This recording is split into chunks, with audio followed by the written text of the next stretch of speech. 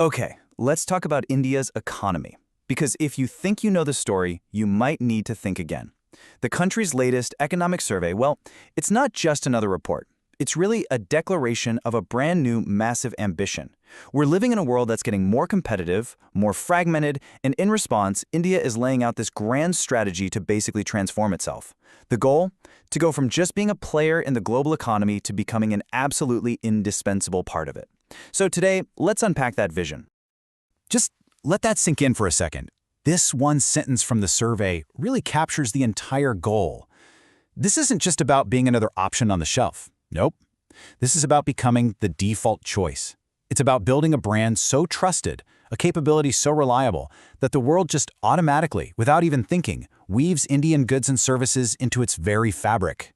That is the end goal we're going to be talking about. So how are we going to tackle this?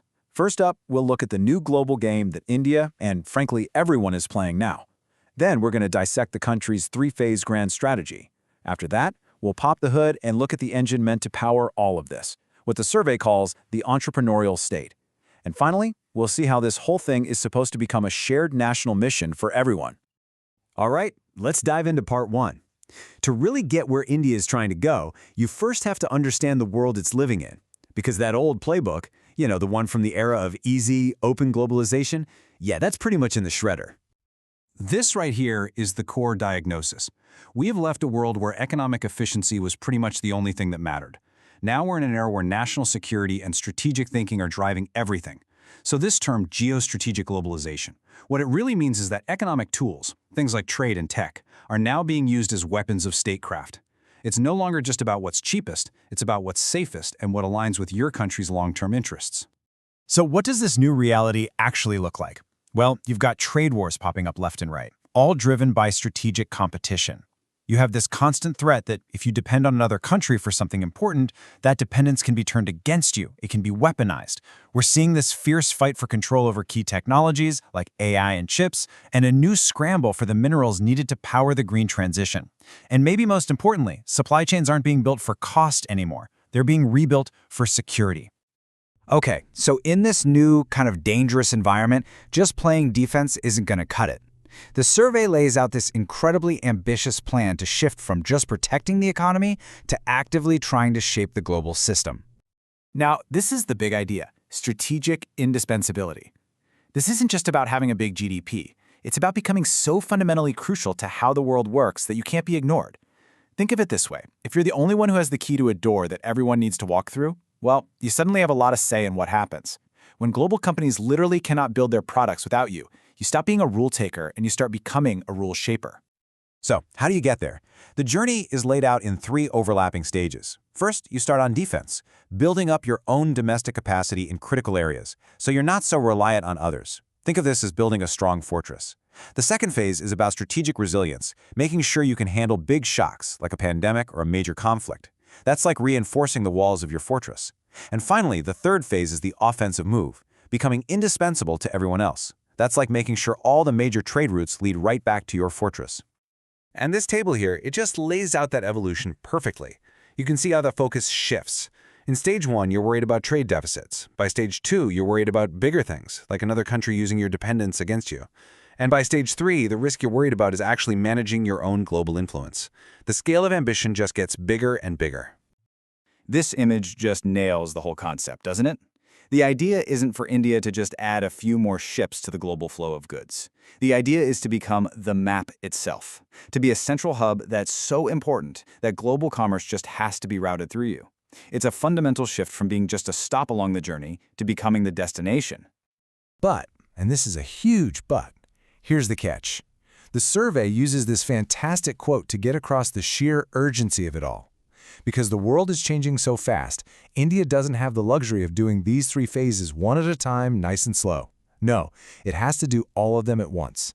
It has to run a marathon but at the pace of a sprint. And that, well, that is a monumental challenge. So the big question is, how on earth do you run a marathon like a sprint? A strategy this huge needs an engine that's powerful and agile enough to actually make it happen. And the survey's answer isn't just a new policy or a bigger budget. It's a complete reinvention of the state itself. Now, let's be really clear about what this means, because this is the absolute heart of the strategy. The survey makes a point of saying this is not state capitalism. It's about a state that acts like an entrepreneur. Think of a startup. It has to make big bets in a really uncertain world. It takes calculated risks, it learns from its mistakes, and it pivots fast without getting stuck. That is the kind of mindset the survey is calling for in government. So this new model has basically 4 key habits. First, it takes risks. It makes decisions without waiting for perfect information, because inaction is the bigger danger. Second, and this is huge, it sees failure as a chance to learn. That is a massive cultural shift for any government. Third, it gets really good at coordinating complex missions. Things like building a whole semiconductor industry that require multiple ministries to work together. No more silos. And fourth, it stops focusing on low-level rule policing and uses its energy for actual high-level problem solving. And right here you can see the night and day difference.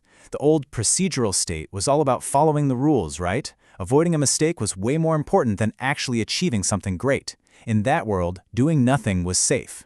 But this new entrepreneurial state is obsessed with outcomes. Making a mistake is okay as long as you learn from it, because the one thing that is absolutely not okay is standing still. So what's the bottom line here? The entire grand strategy, this whole vision of indispensability, it all hinges on one single thing: building this new kind of state capacity. If the machinery of government can't make this transformation into an agile, entrepreneurial force, then the whole vision, well, it stays just a vision on paper.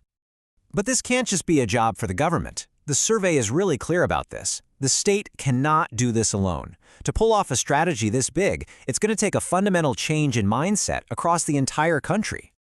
So the private sector is called on to shift gears, to move away from just looking for government protection and instead to start making those big, long-term investments in R&D and innovation. And then there's the role for citizens, which the survey calls gross domestic behavior. It's this really fascinating idea that everyone has a part to play by just internalizing rules and civic duties, making the whole system work better, and freeing up the government to focus on the big strategic stuff. And what this does is create this amazing positive feedback loop. A state actually gets better and more effective when its best companies demand competence from it and when its citizens make governing easier.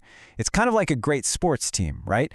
The coach can have the best strategy in the world, but if the players aren't skilled and disciplined, the team's not going to win. State capacity isn't just delivered from the top, it's co-produced by everyone.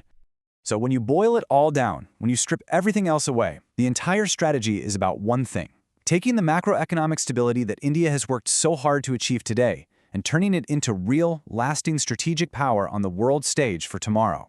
It's about using economic strength as a lever to shape the future. Look, the survey lays out a truly bold, ambitious, and surprisingly coherent vision. It identifies the problem and it charts a path forward. But we're left with the one question that matters most: implementation. Can a bureaucracy that's been built for procedure, a private sector often focused on the next quarter, and a society of 1.4 billion people, can they all really make a pivot this massive? The answer to that question isn't just going to decide India's future, it could very well reshape the world.